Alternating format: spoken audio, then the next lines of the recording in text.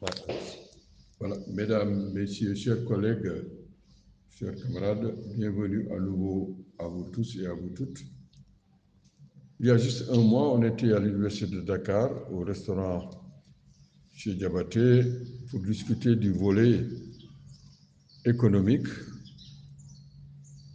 concernant le monde moderne et contemporain,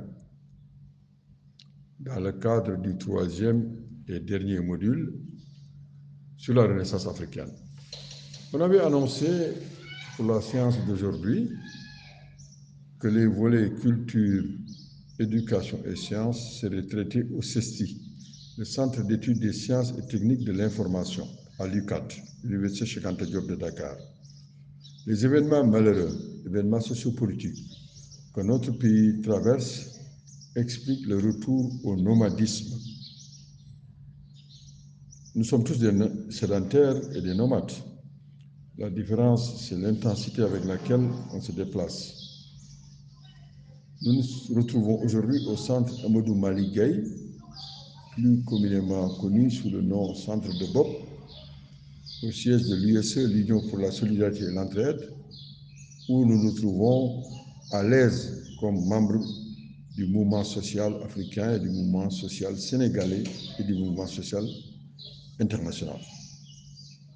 Le nomadisme, dans cette expérience, a été tenté à plusieurs reprises. C'est ainsi que pour l'hommage à Kizerbo, professeur Kizerbo, il y a quelques mois, dans le cadre du module 2 consacré à l'histoire des Renaissances, nous nous étions déplacés au musée des civilisations noires. Et auparavant, dans le cadre du module sur les questions épistémologiques dédié au doyen Amadou Alidien, nous nous étions retrouvés au monument de la Renaissance à Dakar, à Ouakam. Pour aujourd'hui, concernant ce volet 3 du module 3 consacré aux questions contemporaines, la culture, l'éducation et la science vont être revisitées. Nous avons fait appel à 3 collègues, Pape Alioune Badiane, Dr Youma Fall, professeur Amadou Wagé. Nous les avons présentés sur l'affiche qui a annoncé l'événement. Nous remercions nos techniciens Souleymane Diawara qui a permis d'écouter le morceau de musique de Pape et Cheikh, ce qui nous a permis de présenter nos condoléances aux familles des victimes des conflits au Sénégal, en Afrique et dans le monde. Merci Souleymane également d'avoir rappelé le rôle de ces musiciens, comme Ismaël Lelo, qui aujourd'hui encore, à travers son morceau Africa, exprime toute notre passion et tous nos espoirs en direction du continent africain. Alors, ces morceaux aussi ont permis d'avoir une pensée pieuse en direction de Eugénie Rokhaya, notre sœur, dont la fille du CESTI porte le nom. Notre pensée aussi va en direction de notre frère Mamles Camara, dont le CESTI porte le nom Berenawa. Nous avons transmis nos messages de compassion au directeur du CESTI et à travers ce message, nous avons exprimé nos sympathies à toute la communauté universitaire, à M. le recteur de l'Université de Dakar, aux doyens, aux étudiants, aux personnes administratives et techniques, aux chercheurs. Pour l'introduction à la thématique, nous avons choisi un extrait d'interview que nous avons recueilli tout récemment. Cet extrait de l'interview de l'artiste musicien Majnoun, Black Magic Sofa, Mandingo Fight. Voilà ce qu'il dit. La vraie révolution est la première et d'ordre culturel, avant d'être politique et militaire. C'est en changeant nos croyances, l'esprit des gens, la façon dont on pense. C'est en changeant les choses à ce niveau-là que les populations seront prêtes à opérer le changement politique qu'il faut. Et tant que ce changement n'est pas fait, on n'arrivera à aucun autre changement. Et je crois en ce sens que la révolution est d'abord culturelle. Et dans nos écoles, il faut qu'on enseigne à nos enfants, dans notre façon de nous représenter, dans les habits que nous mettons. Pourquoi continuer à importer certains produits alors qu'on peut produire ce que nous mangeons? Pourquoi enseigner une autre langue alors qu'on a nos langues nationales? Donc la culture, pour moi, a une énorme part. Je pense que nos panélistes pourront dire ce qu'ils pensent de ces affirmations de Majnoun. Sans tarder, nous passons la parole à Pape Alioune Badiane, notre frère Pape Alioune, qui a été directeur donc, des arts au Sénégal, qui a été directeur de la tapisserie de Thiès. Ses titres également, c'est connu, directeur de l'école des arts, Pape, qui vient de produire un ouvrage sur les politiques culturelles au Sénégal. Il m'a fait l'honneur de faire donc, la préface de son ouvrage. Merci. Pape, tu as la parole.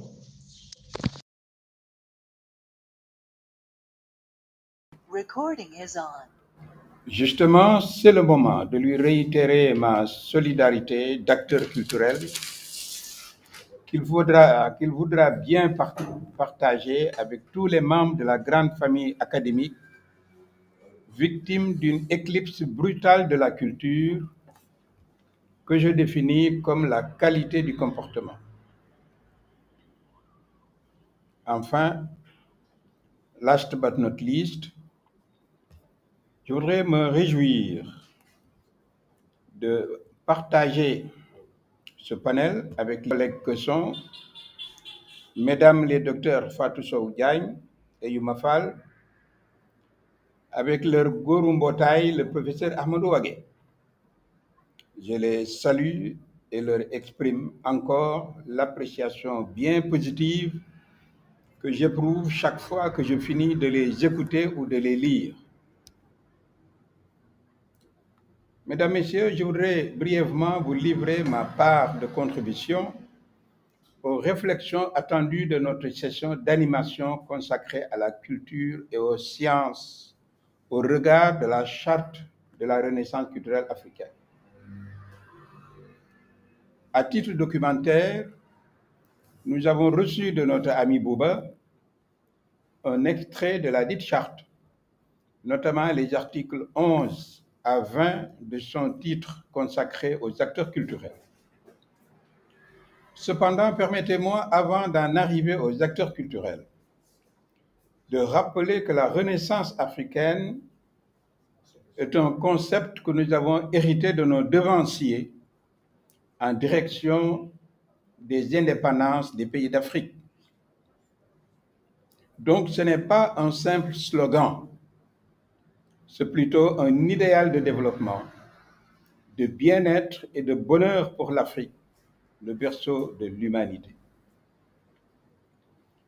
La Renaissance africaine renvoie à l'esprit de développement, l'esprit culturel, pour paraphraser le professeur Théophile Obenga. C'est aussi le sens de l'expression de Léopold Sédar Senghor quand il dit « La culture est au début et à la fin du développement ». D'où le point de vue selon lequel le développement culturel de l'Afrique repose sur les deux axes majeurs suivants. Axe 1, la construction et l'entretien de cet idéal de développement. Sont concernés tous les secteurs de la vie, de l'éducation à la recherche scientifique et technique.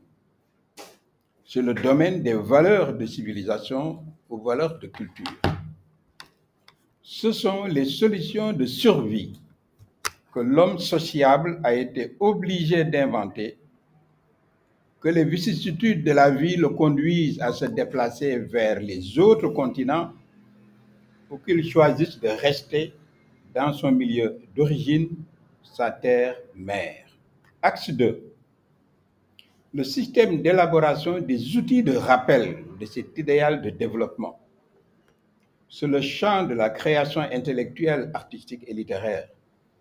C'est le domaine par excellence des œuvres de beauté, de leur diffusion et de leur commercialisation.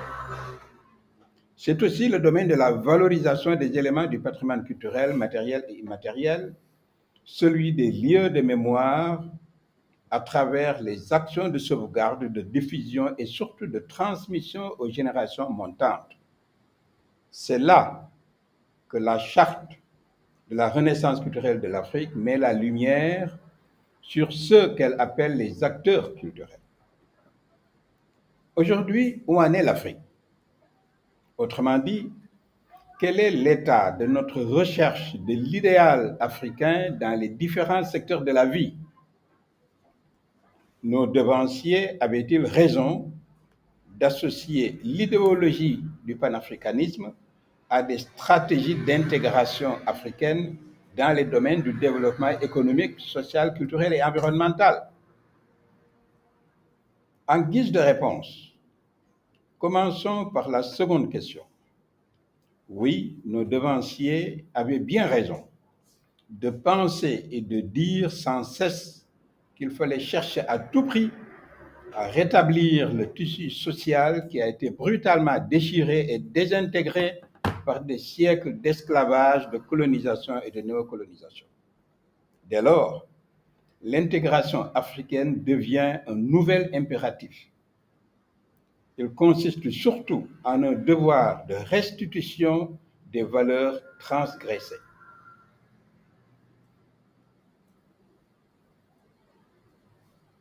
En ce qui concerne la première question relative à l'état de notre recherche de l'idéal africain dans les différents secteurs de la vie, la réponse est complexe. En effet, nos institutions continentales semblent trouver de la peine à impulser, à encadrer et à évaluer les étapes de la marche vers la renaissance culturelle de l'Afrique. Dans ce cas, existerait-il des consensus à construire ou à consolider autour de l'esprit culturel africain? En juillet 1976, la première charte culturelle de l'Afrique a été adoptée par l'Organisation de l'Unité africaine à Port-Louis.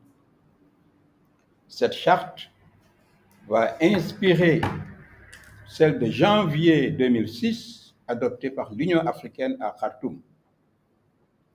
À travers ces deux chartes, des balises ont été posées sur les voies de la renaissance de l'Afrique. Mais aujourd'hui, quel est le niveau de mise en œuvre des recommandations au sein des États de l'Union à travers leurs politiques culturelles respectives? L'agenda 2063 de l'Union africaine, adopté en 2013 à la faveur de la célébration du cinquantenaire de l'organisation continentale, nous semble représenter un observatoire privilégié des projets et des programmes panafricains avec des contenus concernant plusieurs sphères d'activité. Les organisations sous-régionales, les institutions sectorielles, les instances sociales et associatives, les organisations professionnelles et syndicales, les réseaux diplomatiques, les structures de la formation académique, la recherche scientifique et technique et l'innovation. Les manifestations de la création artistique, architecturale, cinématographique, littéraire et numérique. Les événements internationaux à vocation culturelle, historique et sportive. La circulation des acteurs culturels et des experts techniques et scientifiques. Avec ces contenus, dont la liste est loin d'être exhaustive, sommes-nous en présence d'autant de consensus à construire? L'histoire enseigne que les acteurs culturels ont la capacité de toujours se positionner à l'avant-garde de toute posture libératoire. Combien sont-ils déjà à marcher, défiler, clamer, déclamer, chanter, danser et composer des œuvres artistiques et littéraires sur la renaissance de l'Afrique? Précurseurs et inspirateurs, mais aussi porteurs et mobilisateurs des idées et des actions, ils sont déjà partie prenante d'un très grand nombre de manifestations nationales dans les arts et les lettres, les patrimoines. Certaines de ces manifestations ont déjà une vocation continentale. Le FESPACO de Ouagadougou, les journées cinématographiques de Carthage, la Biennale de l'art contemporain africain de Dakar en sont des exemples symboliques. Mieux, d'autres exemples désignent des initiatives prises en dehors du continent, mais en faveur d'une Afrique nouvelle en pleine métamorphose, notamment dans les grandes métropoles internationales des arts, des lettres et du cinéma. Alors, ces Africains et leurs amis sont-ils mobilisés par le concept de renaissance culturelle de l'Afrique? Certains acteurs en sont porteurs. Cependant, il semble que la construction de l'idéal de l'esprit culturel manque. Des consensus à construire autour de l'esprit culturel. Notre conviction est que la consolidation des valeurs de civilisation ainsi que le partage des œuvres de la création culturelle conséquente seraient les deux poumons de la respiration requise par le développement et épanouissement du collectif africain et de sa diaspora. Dans les projets phares de l'agenda 2063 de l'Union africaine, le musée de l'Afrique est prévu. Seulement, les urgences d'aujourd'hui en font une insuffisance. D'où la nécessité d'élargir la démarche de la Charte culturelle de l'Afrique vers des consensus à construire à partir des politiques de développement culturel initiées au sein des pays de l'Union. Suivrait la nécessaire coordination régionale ou sous-régionale des dites politiques, au moins au niveau suivant. Le partage d'une démarche de valorisation du génie créateur africain. La mise en place de la fonction de veille sur les cohérences culturelles et leur convergence. Le développement de la fonction éducative et informative de la production culturelle. Enfin, suivrait une étape continentale ultime, expression d'une Afrique intégrée. L'attribution symbolique de prix et autres récompenses à l'occasion d'événements culturels à vocation même continentale ne peut remplacer le portage soutenu et accompagné de la part des acteurs culturels d'une idéologie de la renaissance de l'Afrique pétrie des valeurs de civilisation africaine revisitées. Nous passons la parole à notre sœur Youma Fall, donc qui est non seulement impliquée dans les politiques culturelles au Sénégal, mais encore en Afrique et dans le monde. Donc, Youma, tu as la parole. C'est bon. Bonsoir. On vous entend bien, docteur. Vous m'entendez? C'est bien, alors. Je suis très contente, très contente. C'est dommage, j'ai un problème avec l'image. On parle ici de blocage de son. Avec l'image, j'ai un problème avec l'image. Mais bon, je vais dire à Madame Fatsou que je suis très honorée de vous avoir et de vous voir. Vous avez été presque, je dirais, pendant, je ne vais pas dire toute ma vie, mais en tout cas, une bonne partie, une référence. J'ai beaucoup d'admiration pour vous. Alors, je remercie mon grand frère Bouba pour cette occasion.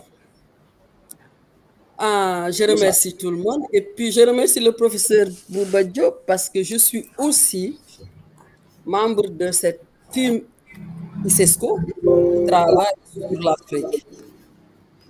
Alors, j'ai préparé quelque chose sur le développement, les politiques culturelles de façon générale, mais quand j'ai écouté le professeur Bouba Diop avec sa question, j'ai bien envie de commencer par là. Alors, vous parlez de l'importance de la création. Professeur Diop, moi je dirais tout simplement que je vais d'abord, avant de commencer, il faut que je salue mon aîné, Papa Lune Badian, que j'ai trouvé au ministère, il est là-bas et qui me suit et pour qui j'ai beaucoup d'admiration et de respect. Alors, moi je dirais tout simplement que la création artistique peut aider, pour répondre à ta question, je vais commencer par là pour rebondir dans ce que j'avais préparé, il n'y aura pas de souci. Donc, je dirais que la création artistique peut aider à dépasser d'abord les clivages linguistiques, ethniques et religieux qui freinent l'intégration des peuples. Pour moi, l'art peut être considéré, la création artistique de façon générale, comme étant une porte ouverte sur l'imaginaire.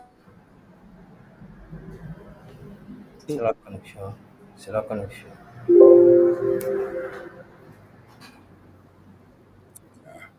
La constitue pour la créativité peut donc être considérée comme un signe particulier vers l'universel. Et là, je dirais qu'au moment où la question du vivre ensemble devient de manière si forte et si dramatique sur la scène internationale, au moment où la culture constitue un enjeu politique et économique réel, il est essentiel de souligner l'actualité et l'urgence d'un débat sur justement la place de l'art et de la culture de façon générale dans le développement. Nos sociétés sont de plus en plus diversifiées. Il est donc indispensable d'assurer une interaction harmonieuse et un vivre ensemble, je pense, des personnes et des groupes, aux identités à la fois plurielles, variées et dynamiques.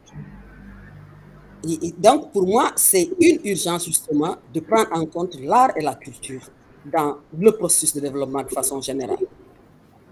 J'ai la chance d'être dans le monde politique et aussi dans le monde de l'université. Donc, j'ai la chance d'être dans la recherche et aussi dans l'application et la mise en œuvre. Et donc, je peux vous dire que le secteur de la culture est le lieu dans de nouveaux enjeux et aussi de nouvelles opportunités. Des enjeux liés à la préservation et à la promotion de la diversité des expressions culturelles, mais aussi enjeux politiques, économiques. La culture favorise la cohésion nationale à travers la reconnaissance et le respect de l'autre dans sa différence. Opportunités d'émergence économique. La culture, c'est aussi les industries culturelles et créatives performantes. M. Badian a évoqué tout à l'heure le numérique. J'adore le numérique, cette chose qui peut conduire au meilleur comme au pire, mais qui, aujourd'hui, nous amène, nous place Afrique en tout cas, dans une bataille autour des contenus, de l'accès à la culture, l'accès au contenu, la présence, mais aussi la présence des savoirs. C'est un enjeu majeur. Et donc, en même temps que la nécessité d'une éducation pour préserver, je pense, le repli sur l'identité. Alors, commençons par là, je vais revenir sur cela. Moi, quand je vois tout ce qui se passe autour de la culture aujourd'hui, comme je dis, si je me place dans une perspective purement politique, je dirais que la volonté politique, elle est là. Mais au-delà de cette volonté politique, le recours à la culture pour accompagner le développement, notamment en Afrique, reste complexe, confus et souvent porteur davantage d'interrogations que de réponses. Et moi, j'aime trop parler d'aventures ambiguës quand je parle de la culture dans le développement. Alors, je vais avoir des problèmes, peut-être professeur Ouagé sera avec moi. Bonjour professeur. Moi, j'ai un gros souci avec la Renaissance africaine de façon générale. Pour moi, ça je vais expliquer un tout petit peu, renaître c'est quoi? En 2015, j'ai eu la chance d'organiser, d'accompagner l'OCPA, l'Observatoire des politiques culturelles, nous sommes en 2015 et nous sommes à Maputo, sur un état des lieux de la charte de la Renaissance africaine. On a dit 2006, donc depuis 2005 on en parle, disons au même moment que la convention de l'UNESCO sur la diversité des expressions culturelles. 10 ans après, au niveau de la francophonie par exemple, en termes de ratification de la convention 2005 et de mise en œuvre, on était à quoi? 80-70%. Et à ce moment-là, en 2015, on ne pouvait même pas mettre en œuvre la charte de la Renaissance africaine pour la bonne et simple raison qu'on n'avait pas encore atteint le quorum en termes de ratification. Alors, je me dis, parlons des dispositifs qui existent. M. Badiane évoquait Senghor. La culture est au début et à la fin du développement. Commentant Senghor, le président Abdou Diouf précisait, lui, que pour Senghor, la culture englobe tout, que c'est la production d'une société par elle-même et qui se donne un sens. Mais Senghor nous a aussi enseigné s'enrichir de nos différences et converger vers l'universel. Je retrouve là, moi, les deux pieds de la culture. Celui qui est lié à notre patrimoine identitaire et avec tout ce qui va avec, et l'autre pied qui est lié au développement, c'est-à-dire le pied 1, c'est cohésion sociale et dialogue, c'est-à-dire dialogue interculturel qui fait appel, cette problématique-là, à celle de l'altérité, qui à son tour englobe les concepts de dialogue, à savoir l'identité, les différences, la diversité culturelle, la cohabitation, la reconnaissance réciproque des diverses particularités. Et c'est ce que Walter Benjamin aurait appelé valeur d'usage. Et de l'autre côté, ça c'est quand Senghor nous parle d'enracinement de nos différences, s'enrichir de nos différences converger vers l'universel, enracinement et ouverture. Et de l'autre côté, quand il nous parle de développement au début et à la fin, moi je parle de la culture comme catalyseur de créativité et d'innovation. Ça veut dire quoi? Ça veut dire la culture considérée comme les expressions qu'il faut sublimer parce qu'ils nous permettent justement de sublimer davantage nos identités. Et aussi, il faut renforcer cette créativité-là, faire de la culture, de l'économie créative un acteur de développement, faire de la culture un métier pour les territoires, et j'en passe. Et Benjamin aurait parlé de valeur d'exposition. Alors, si je considère ça, Senghor, je me dis, qu'est-ce qui a été fait depuis dans ce sens par rapport à nos États? Je ne vais pas remonter très très longtemps dans l'histoire, je vais juste partir de Mexico 1982, où la dimension culturelle du développement a été évoquée, et cette conférence accouchera, tout le monde le sait, de la décennie mondiale du développement culturel. Après, il y a eu justement cette convention que moi j'adore, la convention 2005 sur la promotion de la diversité des expressions culturelles de l'UNESCO, qui à un moment donné a créé un engouement pas possible et qui a été révisitée en 2015 pour intégrer le numérique, la convention étant technologiquement neutre. Et pendant tout ce temps, toutes ces conférences, vous allez voir, après je vais vous faire un petit résumé de tout ce qui a été fait, aussi bien dans la convention, la charte de la Renaissance africaine, nous sommes en 2006 à Khartoum, M. Badiane l'a souligné, donc c'était au même moment. Après, nous avons eu en 2012 la déclaration finale du sommet Rio +20 sur l'avenir du monde et qui reconnaissait que toutes les cultures et toutes les civilisations pouvaient contribuer au développement durable. Et en 2013, l'Assemblée nationale des Nations Unies a adopté par consensus aussi une résolution sur la culture et le développement. Je viens maintenant aux ODD. Lors des différentes négociations aussi, nous sommes en 2013-14, il a été reconnu par tous les experts que les objectifs du développement durable pouvaient s'appuyer sur la capacité de la diversité et du patrimoine culturel pour favoriser leur atteinte. Et au finish, nous avons tous constaté que parmi les 17 objectifs, il n'y a pas eu la culture. Récemment, sur le plan mondial, il y a eu Mexico 2022, donc 40 ans après Mexico 82. Et cette fois-ci, c'était encore une autre rencontre encore sur les politiques culturelles mondiacultes. Si je me place en Afrique, à l'échelle africaine, je dirais que la place centrale de la culture en tant que levier d'action pour atteindre les objectifs du développement est un consensus très largement partagé. Quelques repères. La charte de la Renaissance africaine, je le disais, l'agenda 2063 de l'Union africaine. Ensuite, comme repère, on voit aussi nombre, ce sont les États africains qui ont formulé des politiques consacrées au secteur, qui l'ont inscrit très largement dans leur plan de développement. Le Sénégal, par exemple, le cadre de référence actuel sur lequel le Sénégal travaille, le Sénégal émergent comme il s'appelle, accorde une place importante au secteur de la culture, aussi bien comme dans le développement humain durable, comme aussi dans la structuration d'une économie durable. Alors, dans le contexte toujours africain de façon générale, aujourd'hui, on voit que la coopération sous-régionale et régionale dans le domaine de la culture se développe. M. Badiane a cité les différentes rencontres, Biennale Dakar, FESPOC et tout. Et maintenant, on constate qu'en marge de ces rencontres-là, il y a très, très souvent une conférence des ministres de la Culture pour parler des enjeux de développement culturel. Et aussi récemment, je dirais récemment, mais le thème de l'Union africaine pour l'année 2021, et dont les activités ont été prolongées jusqu'en 2022 au mois de décembre, c'était art et culture, car culture et patrimoine, un levier pour construire l'Afrique que nous voulons. Donc ça aussi, c'est une parfaite illustration de comment c'est considéré de façon générale. Mais en réalité,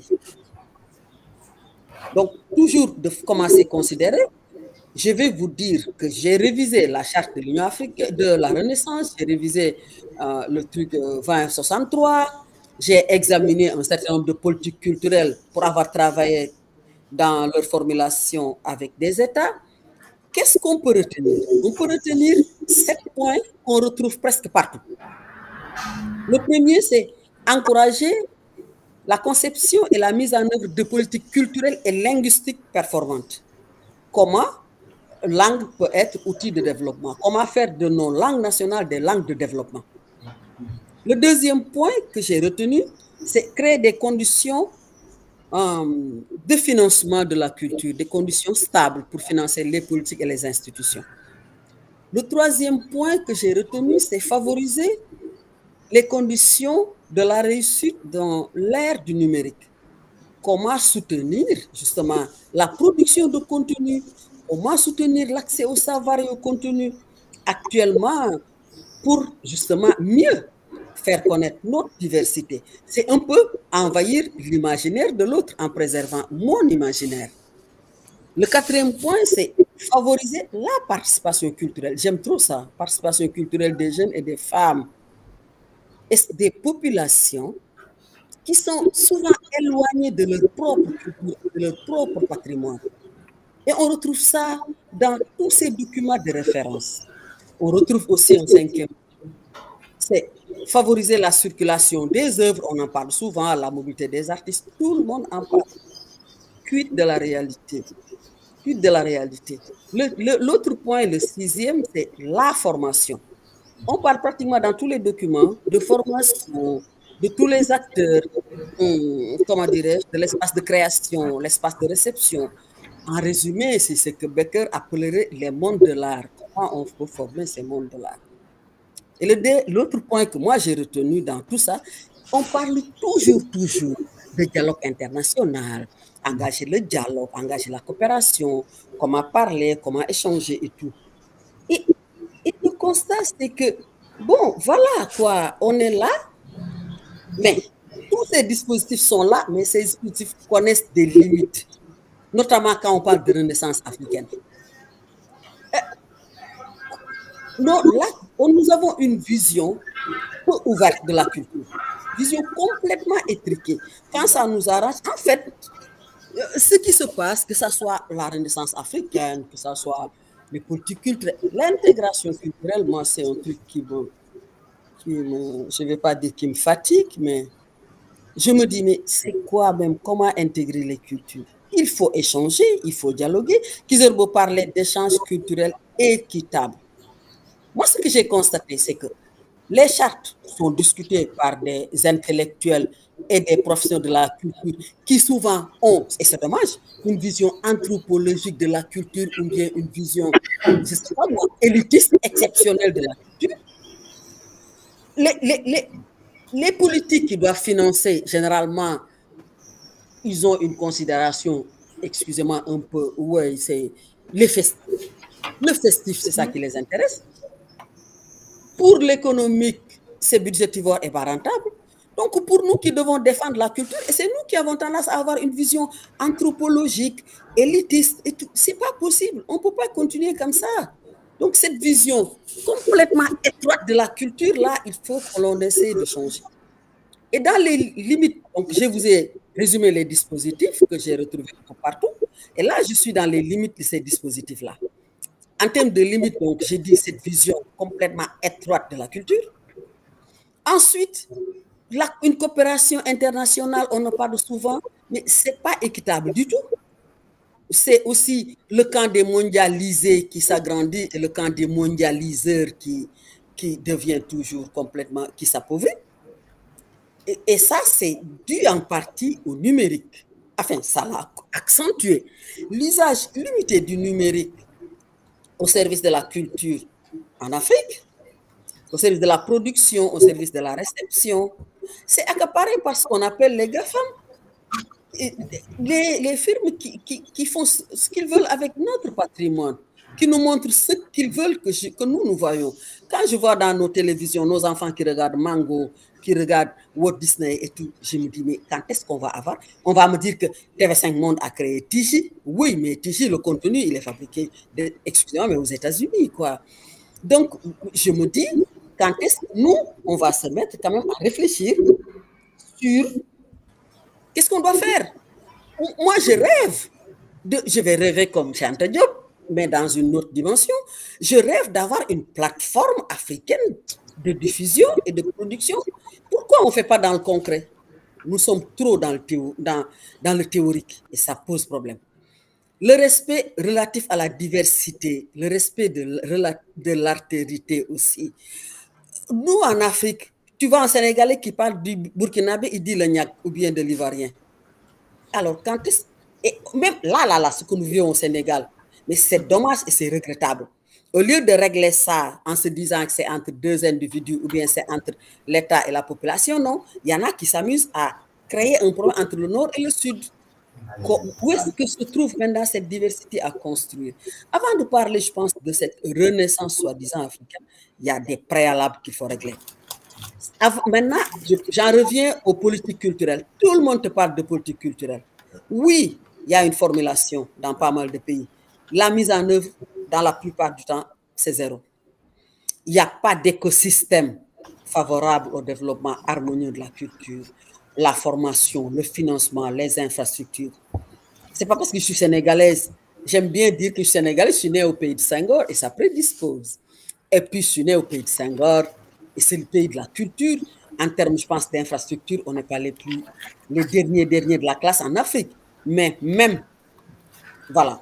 Ensuite, j'ai évoqué au début les repères en parlant des accords internationaux qui ont été signés relatifs à la culture, la charte de la Renaissance africaine. Je vous dis, moi, à Maputo, j'étais gênée et j'ai dit aux messieurs là, on va essayer de vous appuyer pour sensibiliser nos États pour ratifier cette renaissance africaine. Les intellectuels ne peuvent pas s'enfermer. Réfléchir et nous sortir l'autoroute qu'on appelle document sur la renaissance africaine, la charte. Et après, en termes de mise en œuvre, même de ratification, c'est zéro. Pendant ce temps, on me parle du Mali champion de la culture. À l'époque, on me parle de... Voilà. Donc, il y a une absence aussi, et également, et c'est important, d'une prise en compte effective de la contribution de la société civile culturelle dans la mise en œuvre des politiques. Il faut que l'on comprenne que c'est dans la complémentarité des actions qu'on peut arriver à faire de la culture un outil. En termes de perspective, avant de conclure, je dirais que quand j'ai traversé un peu l'agenda 2063, l'aspiration 5 nous dit une Afrique dotée d'une forte identité culturelle, d'un patrimoine et de valeurs, et d'éthique partagée. Qu'est-ce que cela veut dire? Ça ne me dit absolument rien du tout. Après, on nous dit, qu'est-ce qu'on nous dit? Cette aspiration-là, oui, le panafricanisme est la communauté d'histoire, de destin, d'identité, d'héritage, de respect de la diversité religieuse et de conscience des peuples d'Afrique et de sa diaspora seront fortement ancrés. Qu'est-ce que cela veut dire? Et comment on va le faire? Ensuite, on nous dit aussi le panafricanisme. Nous aspirons d'ici 2063 à ce que le panafricanisme soit pleinement établi. Qu'est-ce que cela veut dire? Nous aspirons aussi d'ici 2063 à ce que la renaissance africaine ait atteint son apogée. Qu'est-ce que cela veut dire? Est-ce que quelqu'un peut me dire ce que ça veut dire? Notre diversité en matière de culture, je cite toujours l'aspiration 5, notre diversité en matière de culture, d'héritage, de langue et de religion, en particulier de patrimoine matériel et immatériel des États insulaires, constituera notre force. Oui, je veux bien, mais c'est quoi? Après, toujours dans cette aspiration, numéro 5, on nous dit les idéaux panafricains seront entièrement intégrés dans tous les programmes scolaires et les biens culturels panafricains, que ça soit intégré dans les programmes scolaires, c'est-à-dire que les États prennent les responsabilités de le faire. C'est ça qu'il faut. Mais les biens culturels panafricains aussi, ça veut dire quoi?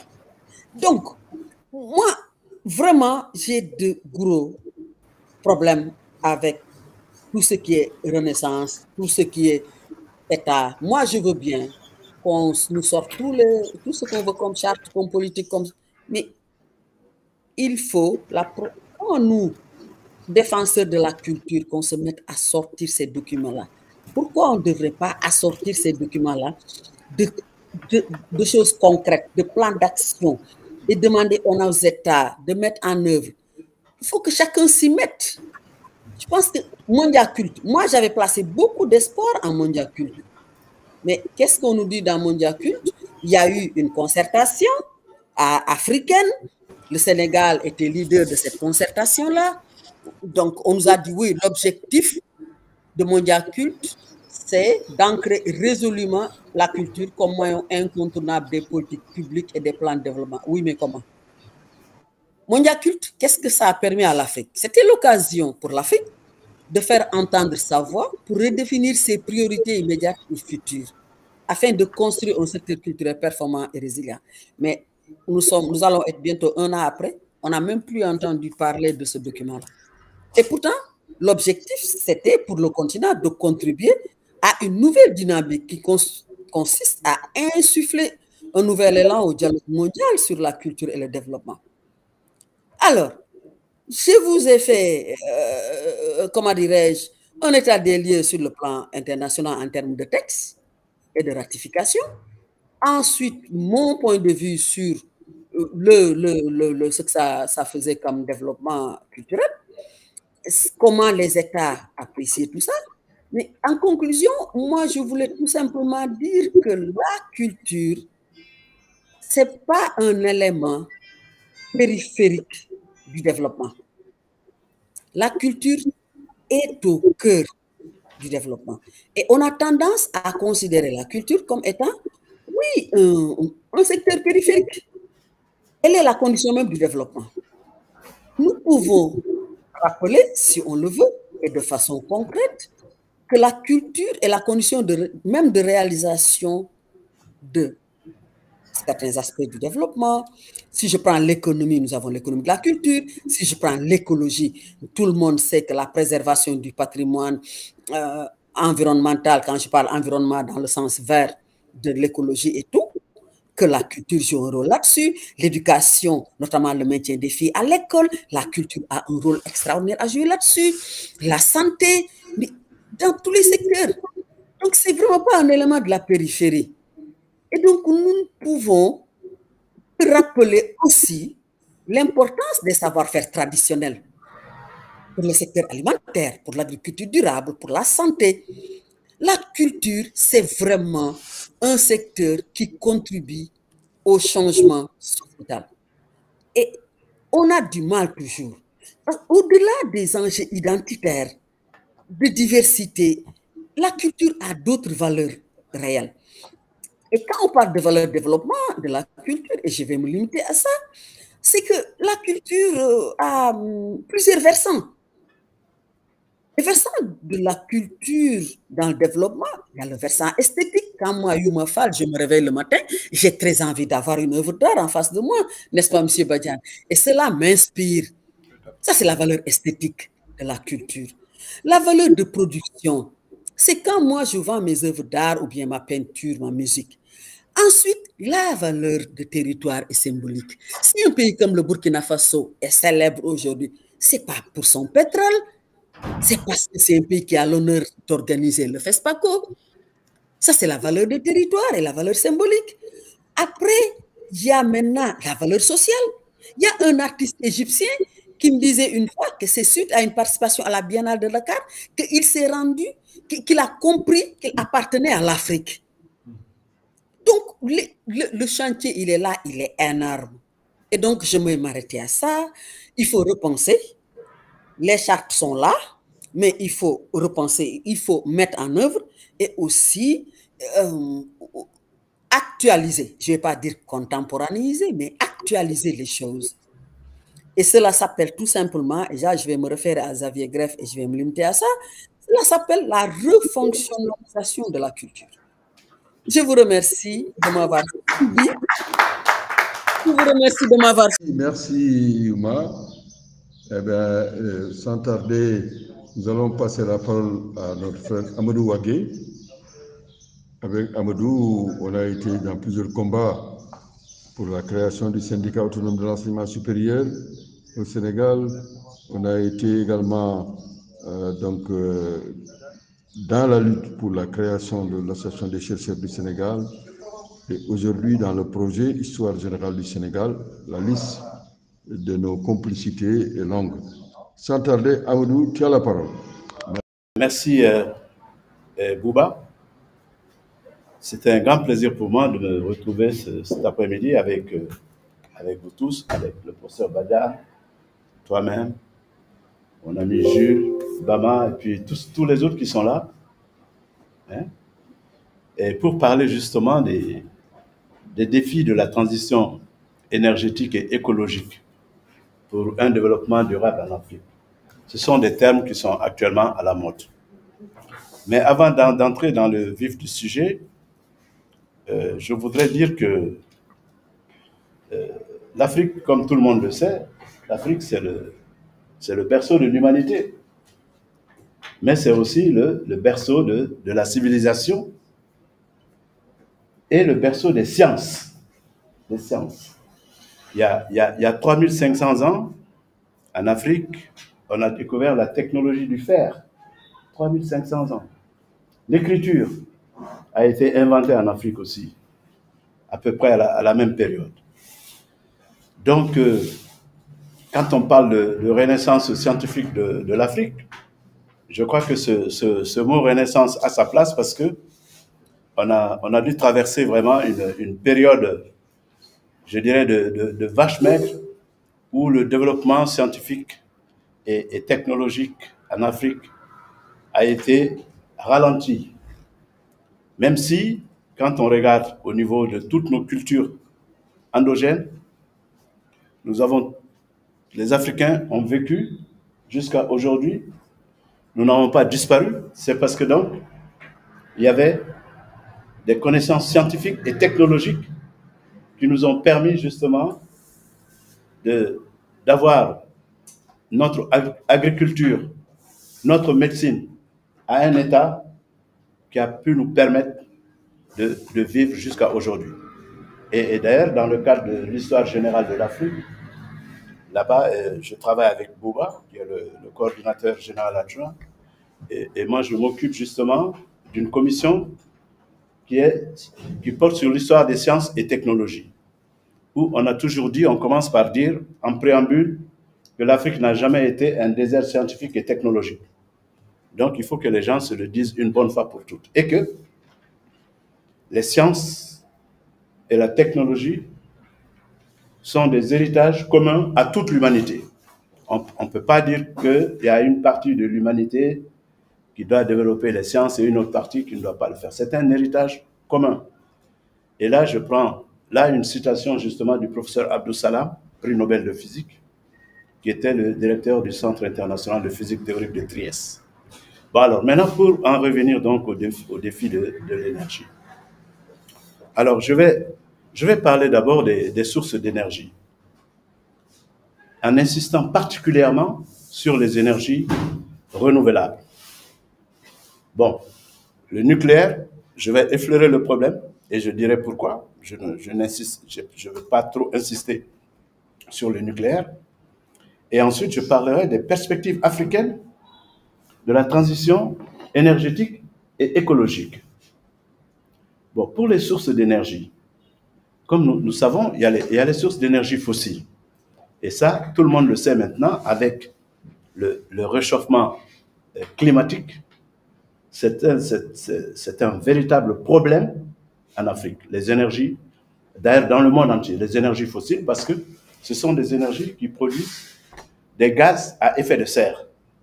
Et ces énergies fossiles, c'est le charbon, le pétrole, le gaz. Ça, ce sont les énergies fossiles. Et au Sénégal, actuellement, on se réjouit, et là, on est en train même de s'entretuer parce qu'on pense qu'on aura du pétrole et du gaz.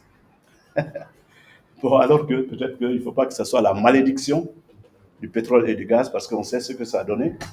Dans les autres pays africains, je me demande même si ça n'a pas déjà commencé au Sénégal, cette malédiction du pétrole et du gaz.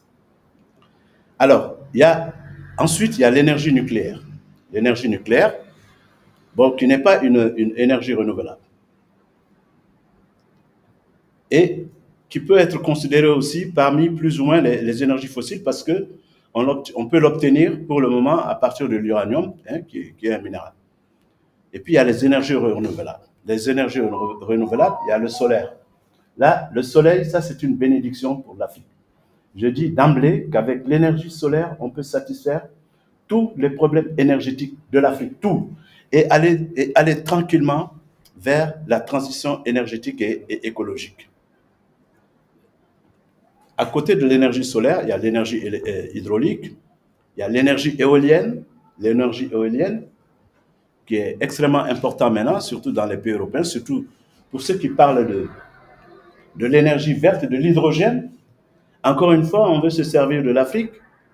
En Namibie, les Allemands veulent aller en Namibie pour installer là-bas des champs pour l'énergie éolienne, c'est-à-dire l'énergie du vent, et cette énergie va être utilisée pour faire l'électrolyse de l'eau et obtenir de l'hydrogène qui va être exporté en Europe. Ou plutôt, voilà. Donc, ça va être le même cycle encore, où non seulement on veut qu'on exporte notre pétrole et notre gaz, maintenant aussi c'est l'énergie éolienne qui va fabriquer, ou bien l'énergie solaire qui va fabriquer de l'hydrogène, qui va être aussi exporté. Donc vraiment, ce sont des problèmes qui sont des problèmes très sérieux. Bien sûr, il y a la biomasse. Actuellement, la majorité des Africains se nourrissent avec la biomasse. Quand on va dans nos campagnes, les femmes africaines qui se lèvent à 5 heures du matin pour aller chercher du bois à 20 km, du bois et de l'eau à 20 km. Ensuite, pour venir, surtout au Sénégal ici où il n'y a plus de forêt, pour venir, pour faire la cuisine, pour s'occuper des enfants, pour faire toutes ces choses. Et tout ça, c'est sur la base presque de l'énergie du bois, alors qu'il y a le soleil. Donc, il faut vraiment la perspective de l'énergie solaire en Afrique.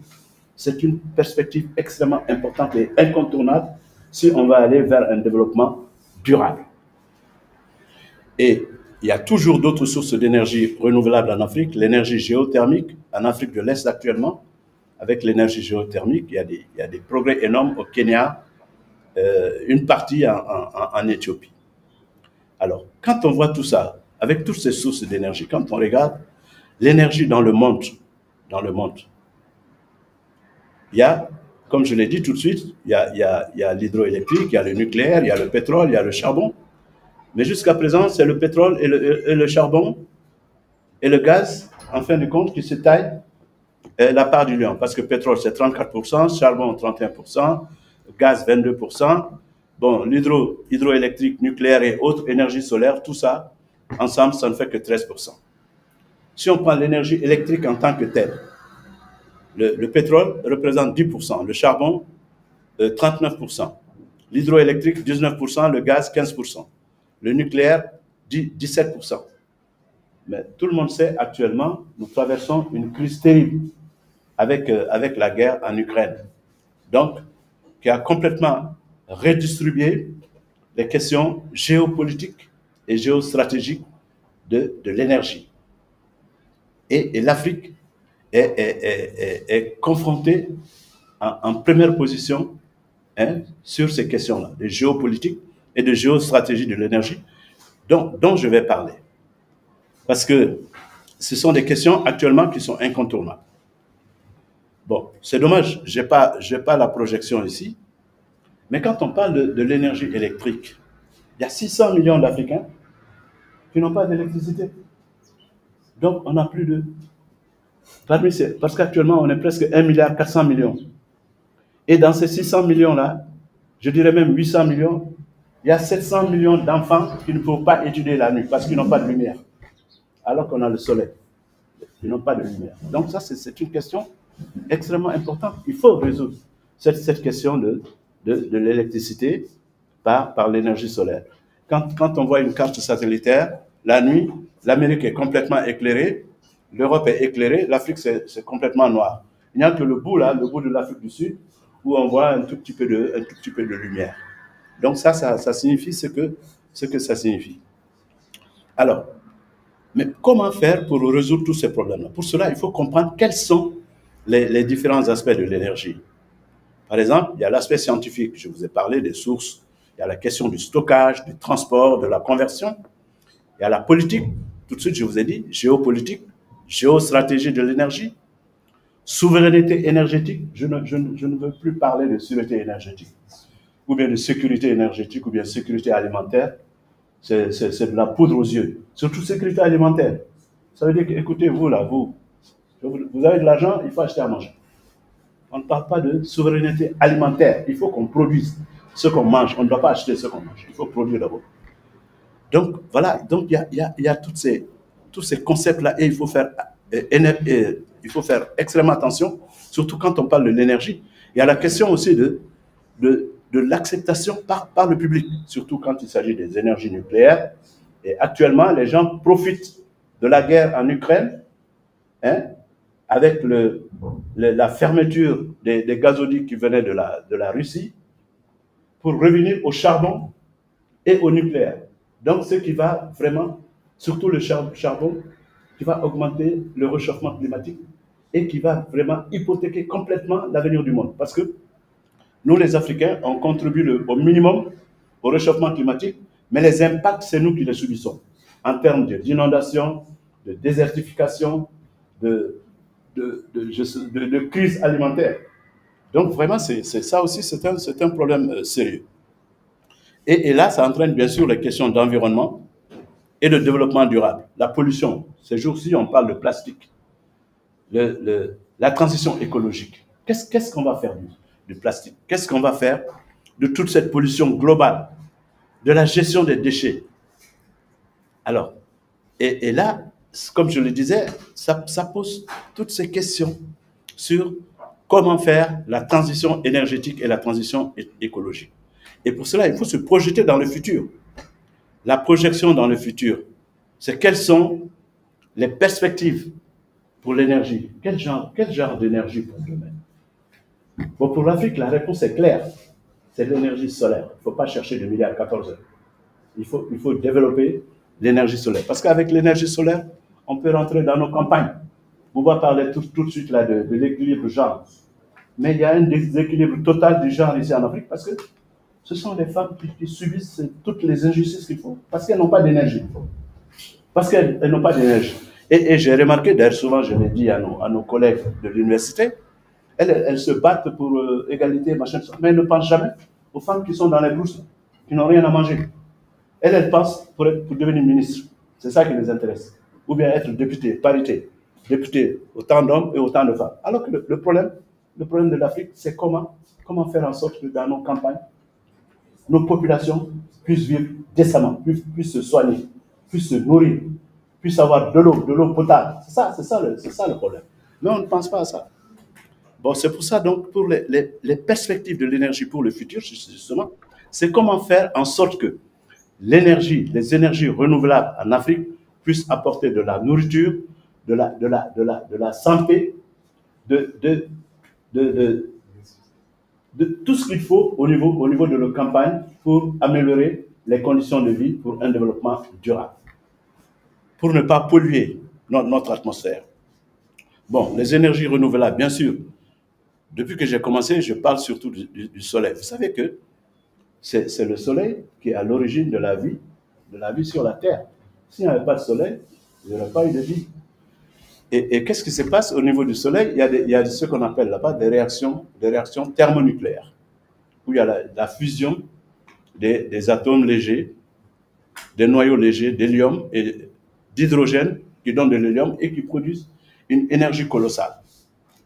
Une énergie vraiment colossale. Et d'ailleurs, quand je vais parler du nucléaire, justement, au niveau de notre planète, maintenant, les gens essaient de reproduire le soleil sur la Terre. Et ça, justement, ça, c'est un autre côté du nucléaire, où l'Afrique doit s'engager, parce que là, il n'y a pas de question de déchets radioactifs à longue durée de vie. Il n'y en a pas. Alors que l'autre manière de produire le nucléaire, c'est la fission. C'est quand vous avez des atomes lourds, vous les cassez pour obtenir des atomes légers qui produisent, et ça produit beaucoup d'énergie. Mais là, il y a beaucoup de radioactivité, et vous avez des déchets qui vont vivre pendant 25 000 ans, et tu multiplies par 10, pendant 250 000 ans. Donc, ça veut dire que nous allons léguer aux générations futures des fantômes, des sortes de fantômes de radioactivité, où les gens ne savent même pas qu'est-ce qu'il faut faire avec.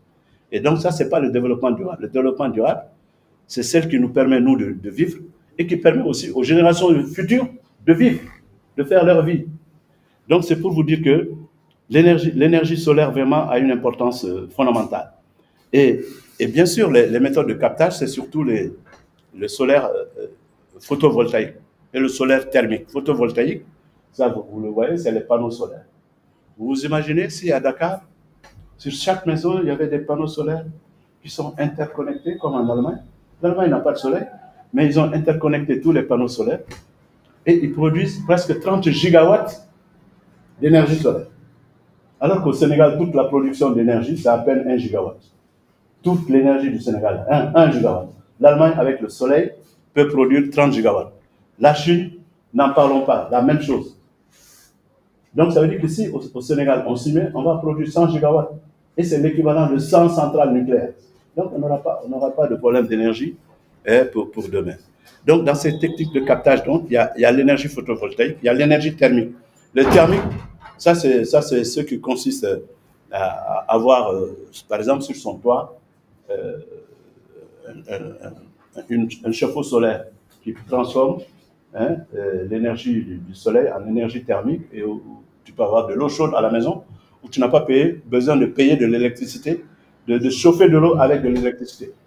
D'ailleurs, du point de vue thermodynamique, c'est complètement absurde. Mais malheureusement, comme on ne veut pas développer les choses comme il faut, ben on est obligé de faire ça. Ça, c'est le chauffage thermique. Mais il y a un autre aspect qui est développé actuellement en Espagne, en Australie, dans les pays chauds, on peut le faire ici au Sénégal. C'est concentrer l'énergie solaire sur une sorte de tube qui après va produire de la vapeur, qui va faire tourner les turbines et ça produit de l'électricité. Et actuellement, il y a beaucoup de gigawatts qui peuvent être produits dans ce sens-là. Et je pense qu'au Sénégal, on a commencé, là il faut le reconnaître, à développer un peu les techniques photovoltaïques, parce qu'il y a les centrales de Marikunda, il y a les centrales de Thiès, il y a Verdias, il y a une centrale là-bas, mais ce sont des petites centrales de 20 MW. Je crois qu'il y a une centrale aussi dans la région de Saint-Louis. Donc petit à petit, la production d'énergie solaire actuellement au Sénégal, c'est de l'ordre de 140 à 150 mégawatts. Donc, mais ce n'est pas suffisant. Il faut interconnecter toutes nos maisons pour pouvoir développer l'énergie solaire. Bon, bien sûr, il y a l'énergie hydroélectrique. Bon, tout le monde connaît les barrages de Manantali qui permettent, ici à Dakar, d'avoir du courant. Mais toujours un paradoxe dans les systèmes de développement africains. Vous savez, ils ont fait le barrage de Manantali. Le village qui est à côté n'a pas d'électricité. Vous vous imaginez? On prend l'électricité à Manantali, on l'amène à Dakar, on l'amène à Saint-Louis, à Nouakchott, et Manantali, là, à côté, là, où il y a les chutes, et ils n'ont pas d'électricité. C'est comme ici à Kéren, il n'y a pas d'eau. Alors qu'on boit tous du Kéren. Non, c'est pour vous montrer vraiment les absurdités du développement en Afrique. Et après, on s'étonne que les gens se révoltent. On ne doit pas s'étonner. hein, il y a un délit flagrant d'injustice qui entraîne un délit flagrant de destruction, un délit flagrant de meurtre, d'assassinat. C'est ça le vrai problème. Bon, donc, vous voyez, il faut qu'on trouve des solutions. Et j'avais déjà parlé des biocarburants. Les biocarburants, à un moment, les gens voulaient faire les cultures vivrières pour produire du carburant. C'était la catastrophe en 2007. Ça a entraîné presque la famine au Brésil. Le Brésil qui produisait beaucoup de maïs, de soja, ils voulaient transformer ça en éthanol. Donc on a voulu donner à manger aux machines, mais pas aux humains. Donc ça, il faudra aussi voir tous ces côtés-là et faire extrêmement attention sur les questions d'énergie. Et pour l'énergie hydroélectrique, tout de suite, en parlant de Manantali, depuis Cheikh Anta, là, on avait parlé, et Kruma aussi, les barrages d'Inga. Ça peut donner de l'électricité à toute l'Afrique. On peut avoir une production là-bas de 40 gigawatts. Ça correspond à 40 centrales nucléaires. Depuis le Zaïre, on peut aller jusqu'en Égypte, au Sénégal, en Afrique du Sud. Mais depuis des années, on en parle. Mais avec la pagaille qu'il y a en RDC, moi je suis venu là-bas il n'y a pas longtemps, c'est indescriptible ce qui se passe là. Alors qu'ils nous permettent, c'est grâce à eux qu'on a tous des téléphones. Parce que tout ce qui est dans les téléphones, ça vient de là-bas. Les coltrans, les cobalt, les machins, tous les trucs. Donc c'est pour vous dire que vraiment le problème qui se pose actuellement au niveau de l'Afrique en termes d'énergie, c'est que nous avons un potentiel énorme. Bon, voilà. J'ai terminé où bien? Non, 5 minutes encore. 5 minutes, ok. On a un potentiel énorme qu'il faut exploiter. Et comme tout le monde parle maintenant de transition énergétique et de transition écologique, mais nous, on a une chance, l'Afrique a une chance, parce qu'il n'y a que l'Afrique du Sud, qui vit de charbon. C'est eux qui utilisent le charbon pour avoir de l'électricité. Au Sénégal, on n'utilise pratiquement pas de charbon. Ils ont voulu en faire à Bargny, où il y a une double pollution là-bas. Il y a la cimenterie et puis il y a le charbon. Bon, j'espère qu'ils ont fermé l'usine de charbon, parce que c'était une absurdité incroyable.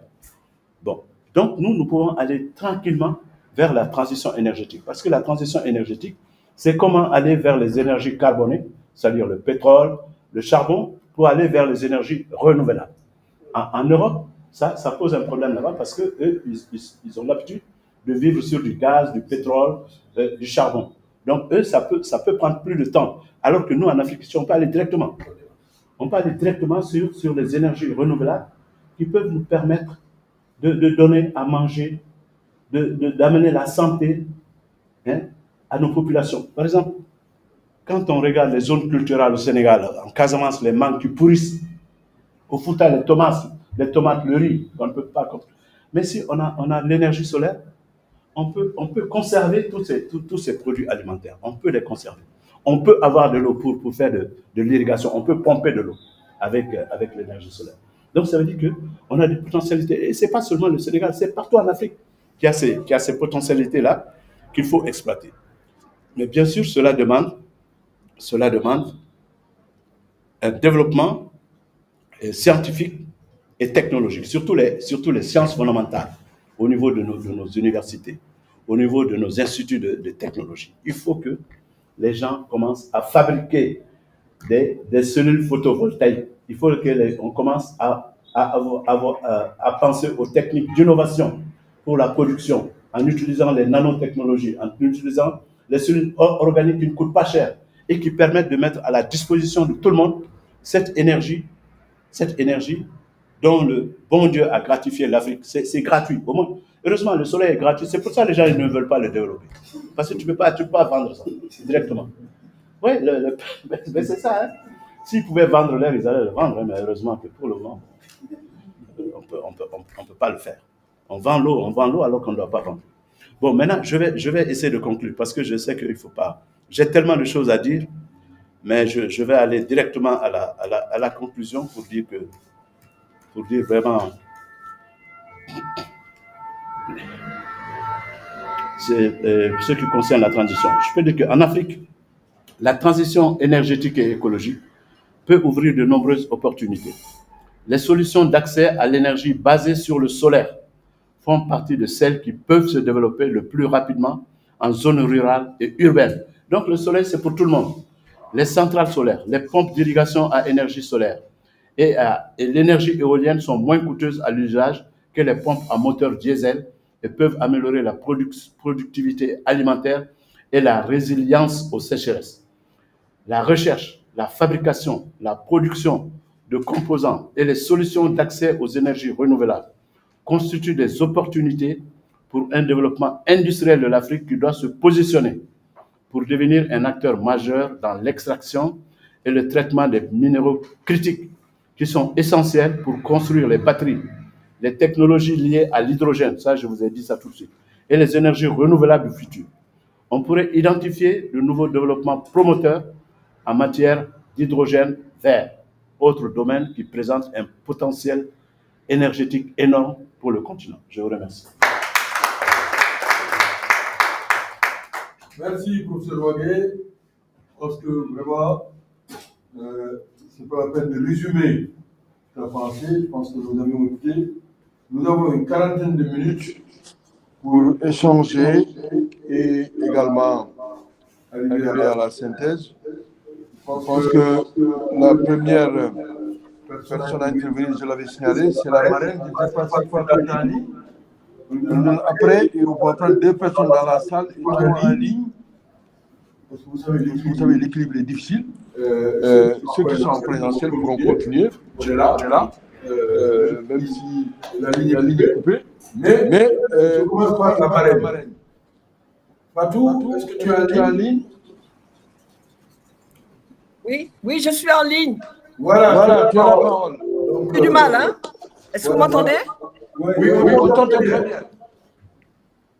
J'espère que tu as entendu ce qu'on va dire. Si vous m'entendez, je suis vraiment désolé. Voilà, Fatou, vas-y. Voilà, je suis vraiment désolée. J'ai eu beaucoup de mal d'abord à vous entendre. J'ai dû entrer et sortir plusieurs. Ce qui fait que j'ai entendu ce que la présentation de Bouba au départ, son introduction. Je n'ai rien entendu de M. Badiane, sauf qu'il insiste à m'appeler Fatou Diagne, alors que on la sainte. Ensuite, j'ai entendu une partie de la présentation de Mme Fall. Et bien sûr, alors j'ai eu plus de chance parce que j'ai pu écouter M. Wagué. J'ai juste 2 ou 3 points. Le premier, c'est une remarque. Bouba, de l'enseignement dans les langues, de l'éducation dans les langues, je finis par me fâcher parce qu'une question tellement ancienne. En 1972, Patedane a été viré de l'université pour créer un programme d'enseignement des langues, de plusieurs langues africaines, le Wolof, le Pula, y compris le Yoruba et le Swahili. C'est en 1972. Vous autres qui étiez à la faculté de lettres n'avez rien fait du tout. Alors arrêtez de nous dire que vous les mettez ou bien on continue à faire ce qu'on fait. Et ça, c'est vraiment une critique que j'adresse à tous mes collègues qui travaillent dans nos facultés et qui s'attendent à se plaindre que l'éducation a nos langues, alors que nous enseignons dans des langues étrangères,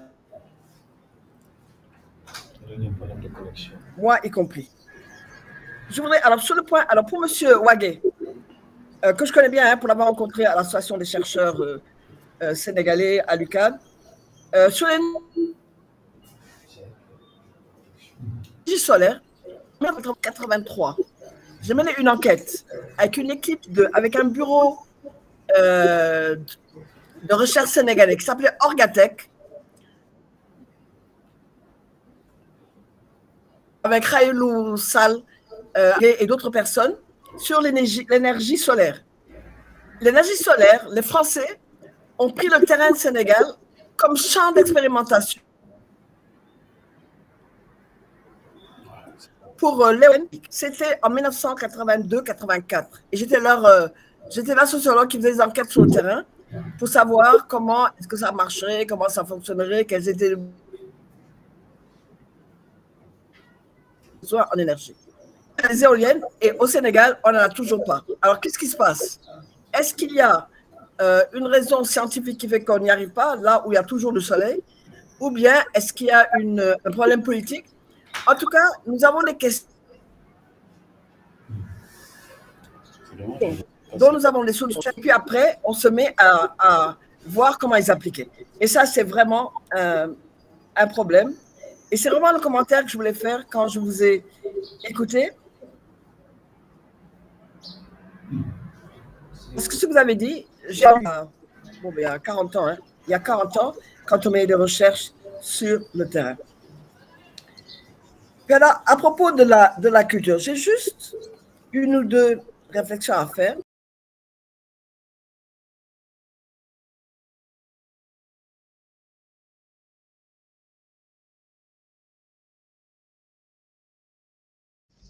Merci Fatou, donc la marraine, pour son intervention très féconde. Toutes nos excuses à nos amis les participants, aux étudiants, aux élèves, pour les désagréments techniques, il y en a eu. Mais l'essentiel, c'est de retenir que nos objectifs ont été atteints. On a beaucoup échangé sur la culture, sur l'éducation, les sciences, dans les projets panafricains en général, dans l'agenda 2063 en particulier. On a parlé de la mobilisation des idées, des actions au niveau local, au niveau national, au niveau sous-régional. On a parlé des réseaux diplomatiques, de la recherche dans les académies. On a parlé des innovations, de la création artistique, les sports, la musique, le comportement. On a parlé de culture et de civilisation. On a parlé des œuvres produites, de la mobilisation des idées, des actions, la nécessité aussi de vivre ensemble, de l'épanouissement des individus et des communautés. Le deuxième volet intéressant, c'est que la question des diasporas a été soulevée dans les grandes métropoles, donc les diasporas anciennes et nouvelles. Et c'est sûr que si le temps l'avait permis, on aurait insisté sur la production pour la renaissance de l'Afrique, que ce soit à Haïti, que ce soit à Cuba, que ce soit au Brésil. Mais c'est une occasion aussi de parler des moyens, des faiblesses des échanges et de la question des prix pour les déplacements. Bien entendu, les médias nouveaux ont été sollicités. Le troisième volet important, c'est les échanges sur les continuités, les ruptures. C'est de parler des routes d'émigration, des maisons de solidarité, des grands projets, la revitalisation de la culture pour la paix, pour le partage.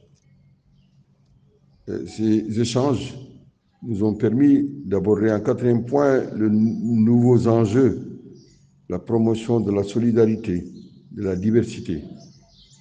Quid maintenant des ambitions pour le passeport africain, la circulation des idées, la circulation des êtres, la circulation des techniques. Le cinquième élément, c'est la question des identités anciennes, les identités nouvelles, les rapports entre identité, géographie, identité, histoire, les éléments psychanalytiques.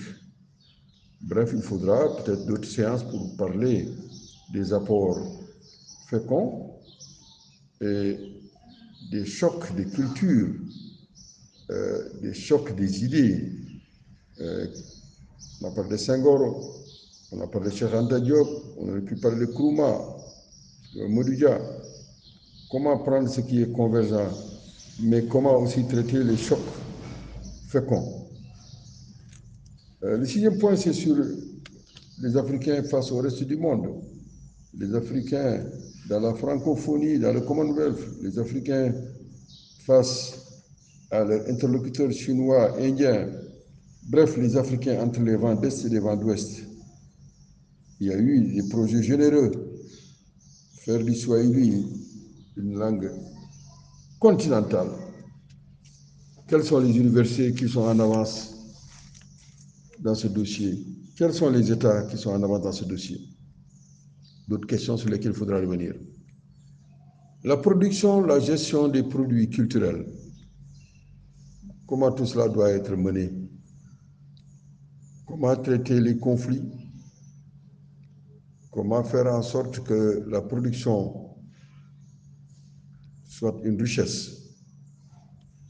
Mais comment faire face à la recherche des profits, coûte que coûte? Quid de la rentabilité économique et de la rentabilité sociale? Bref, l'ouverture au monde a permis de repenser nos rapports avec l'UNESCO, avec l'UCESCO.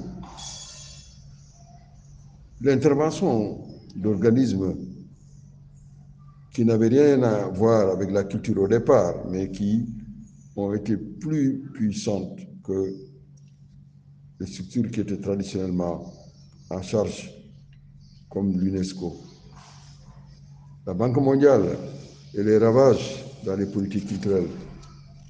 Il serait bon de revenir là-dessus. On a parlé aussi de l'efficacité, la nécessité d'approches multilingues, multimédia, multiscripts, le dialogue international, mais le dialogue entre les modèles, le dialogue entre les arts,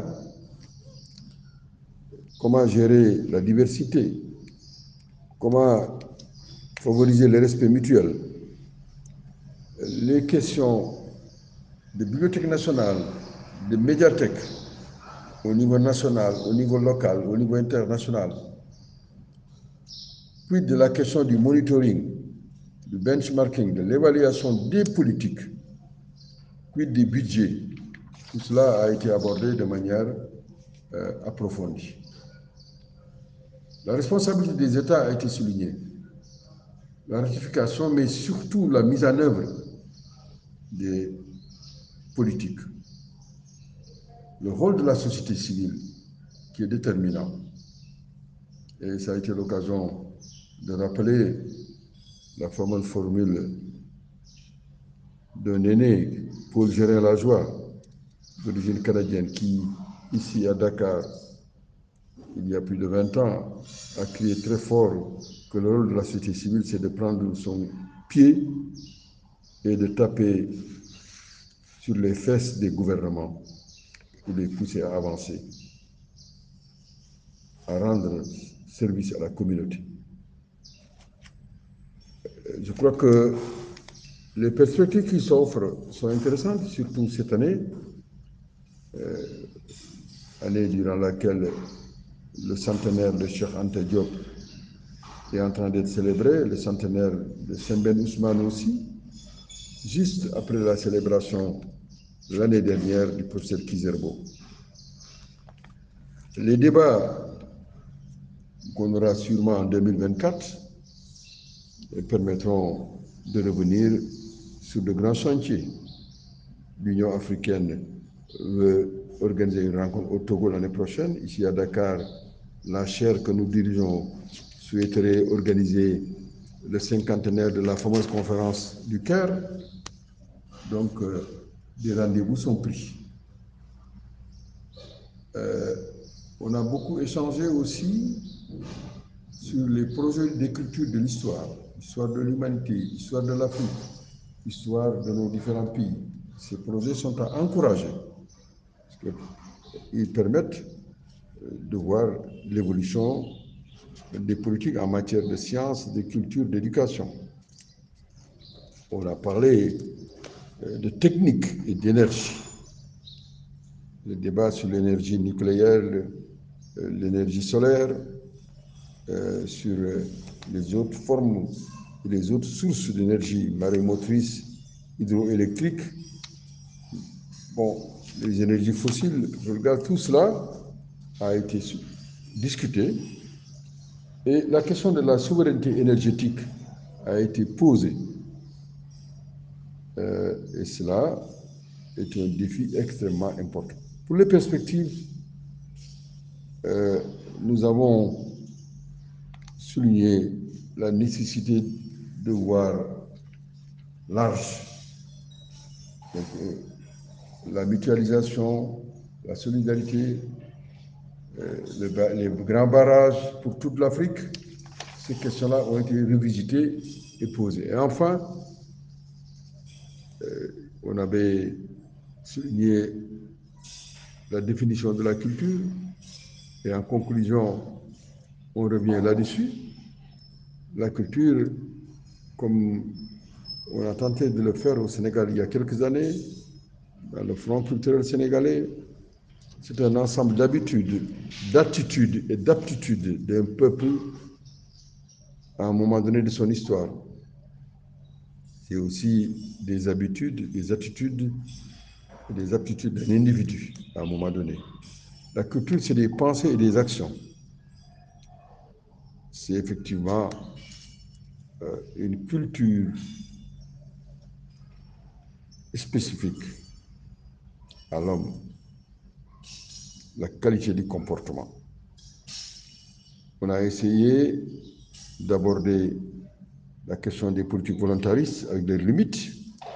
On a reposé le problème des moyens pour dire que les États, le secteur privé et la société civile doivent se mobiliser et doivent établir des partenariats féconds.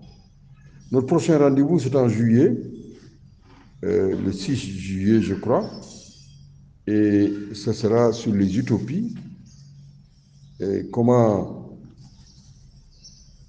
analyser les utopies qui se sont dessinées. Ce sera une occasion de revenir sur les questions de culture, d'éducation et de sciences, à n'en pas douter. Merci et à bientôt, et félicitations à vous tous et à vous toutes. Merci.